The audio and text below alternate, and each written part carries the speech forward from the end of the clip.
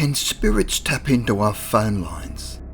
After all, spirits are nothing more than another frequency, so there is no reason why they cannot communicate through another channel or any other frequency. One day you may answer a phone, expecting the normal response, only to hear something or someone on the other end that is not normal, and may be downright terrifying, from a demonic scream or a deceased person. Either way, you would be totally rattled, and from there on would jump every time your phone rang.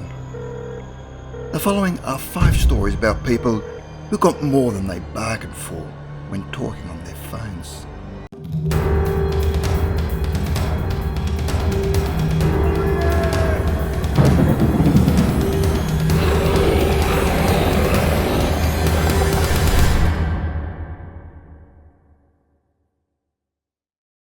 Number 5. The Static.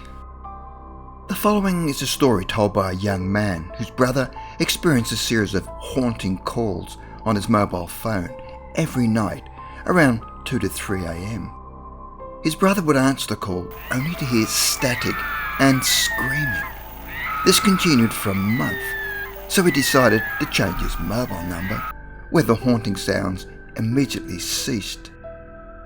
But then after a week or so, it began again, the very same noise at the exact same time.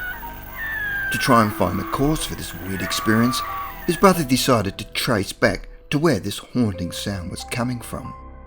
He found the caller to be an elderly man who had no clue what he was talking about.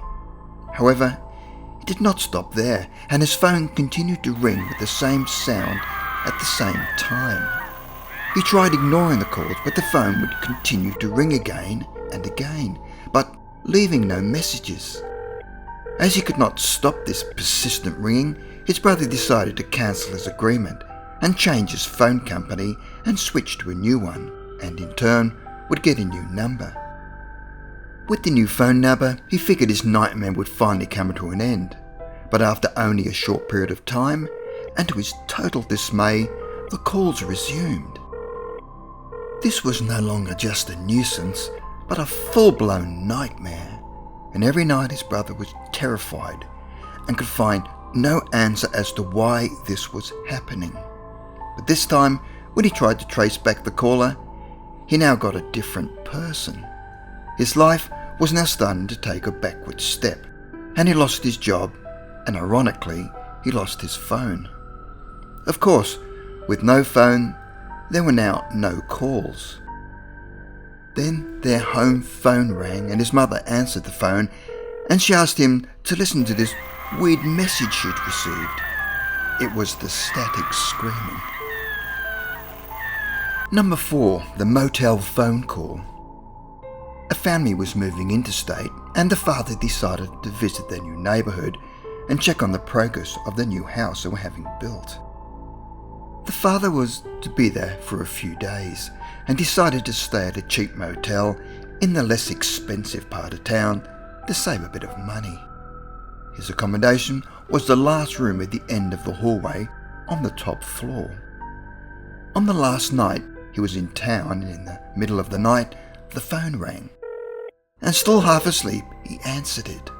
The call was coming from the front desk, and they said, "Sorry to wake you, but we've been receiving a couple of reports about rooms being broken into and some property being stolen.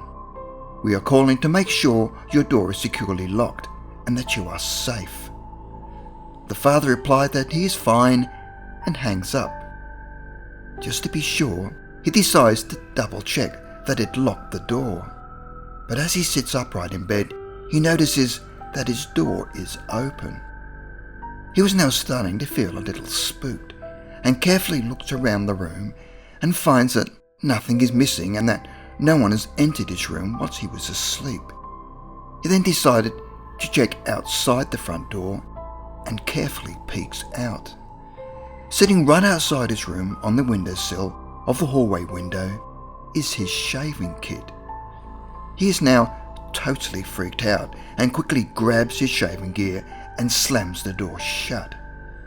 After a short time, he was able to compose himself and decides to call the front desk to advise them of his ordeal. He tells them that after receiving their phone call warning him of the break-ins, "I'd like to advise you that I was broken into whilst I was sleeping, but thankfully nothing was stolen and I am fine." The front desk then replied, "Sir, you must be mistaken. We never called your room and we haven't received any reports of break-ins." Number 3. The bizarre phone call. One day, Sean's father rang him expressing his frustration he was having in computer classes and was having trouble with one of his assignments. One Tuesday night, Sean's mother was picking him up from work, and Sean decided to ask his mother how his father's computer classes were going that he attended every Tuesday night. She said she didn't know, as she hadn't spoken to him about it. She asked Sean why. He replied, "Well, when I was speaking to Dad, he said he was having some trouble. They'd been given 3 assignments to complete, but he couldn't finish assignment number 2 as the computer wouldn't let him save it." But Sean then said that he thinks his father must have figured the problem out. That night, with the earlier conversation with his mother forgotten, Sean was watching TV when his dad then approached him and asked how he knew about the 3 assignments and how he was having trouble with the second one. Sean replied, "Because you told me about your problem on the phone." His father said he could not possibly have spoken to him about it on the phone because he'd just this minute come home from his computer class. Yet Sean had had the conversation with his mother before his father even went to class. Sean was certain that he had spoken on the phone to his father about it, but in a strange way could not recall how, where, or when. Number 2. Phone calls from a train crash. On September the 12th, 2008, a commuter train collided head-on with a freight train in Los Angeles. Apparently, the engineer of the Metrolink train was sending a text message at the time of the crash.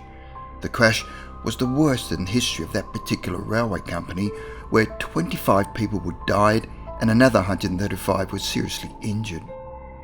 One of the passengers who lost their lives was 49-year-old Charles Peck, who was in Los Angeles for a job interview with the Van Nuys airport. Peck had wanted to move to California because his fiancée lived there. Friends say he was upbeat when he left work early that afternoon to board a plane to Los Angeles. Before he departed, he bought cookies for his co-workers at Delta Airlines, where he had worked for 19 years as a ramp agent. His co-workers claimed it was the happiest they'd ever seen him. Apparently, when the trains collided, Peck was killed almost instantly because he was close to the centre of the impact and was one of the last people to be pulled out of the wreckage.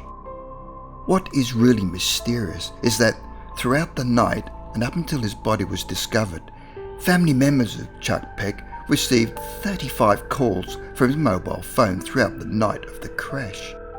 When they answered the phone, they found there was nothing but silence on the other end of the line.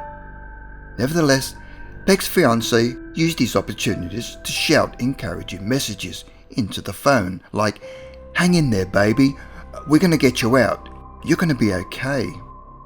The authorities managed to trace one of the calls, which led them to the first train and eventually to his body. As Peck died on impact, it is logical to assume that the phone calls were the result of a technical malfunction and not supernatural forces. But this is where it gets even weirder. All of the 35 calls were only made to close family members: his son, brother, sister, stepmother and fiancée. All the calls were a few seconds of silence before hanging up. While nobody is sure how the calls were made, there are some people who believe it was Peck's spirit calling his loved ones to say goodbye. Number 1. The mysterious phone conversation.